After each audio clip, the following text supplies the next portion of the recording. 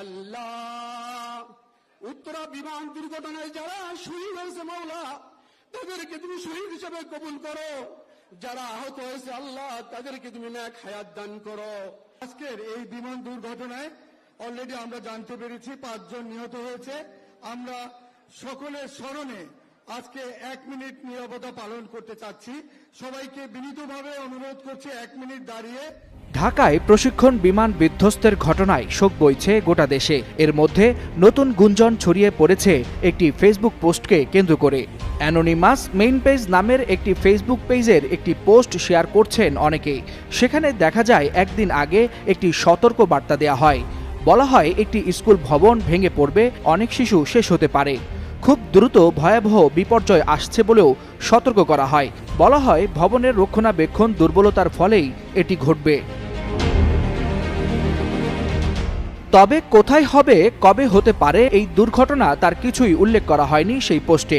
এমনকি বাংলাদেশের নামও সেখানে উল্লেখ নেই। অ্যানোনিমাস মেইন পেজ নামের এই ফেসবুক পেজটি কারা পরিচালনা করছে তা বোঝার কোনো উপায় নেই, কারণ সবার মুখমণ্ডল ঢাকা থাকে একটি বিশেষ ধরনের মাস্ক দিয়ে। আর পেজটি কোথা থেকে পরিচালনা করা হচ্ছে তাও জানা যায় না। যদিও প্রোফাইল লোকেশনে লেখা আছে হাওয়াই, তারপরও অনেকে বিষয়টিকে মাইলস্টোন স্কুল অ্যান্ড কলেজের উপর বিধ্বস্ত হওয়া বিমান দুর্ঘটনার সাথেই মেলাচ্ছেন। তবে সাইবার বিশেষজ্ঞরা বলছেন এই ধরনের পেজের কোনো সত্যতা নেই। ফেক পেজ খুলে ভয় ধরানোর জন্য বিশেষ চক্র এসব পোস্ট দিয়ে থাকতে পারে। আবার অনেকে মনে করছেন আগের কোনো একটা পোস্ট হয়তো ক্যাপশন এডিট করে দিয়েছেন, সেটাই মানুষ শেয়ার দিচ্ছে।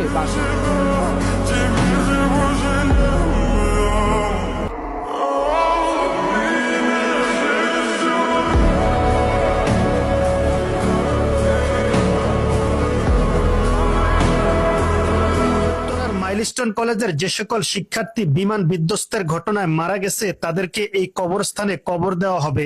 দেখতে পারছেন শুধু কবরের পর কবর খনন করা হয়েছে। অনেক শিক্ষার্থী এই ঘটনায় মারা গেছে। আপনারা সকলেই তাদের জন্য দোয়া করবেন, আল্লাহ তাআলা যেন তাদের সকলকে জান্নাতুল ফেরদৌস দান করেন। ছোট ছোট এই শিক্ষার্থীদের জন্য যদি আপনাদের বিন্দু পরিমাণ মায়া লেগে থাকে তাহলে ভিডিওটিতে লাইক দিয়ে ভিডিওটি অবশ্যই শেয়ার করে দিবেন।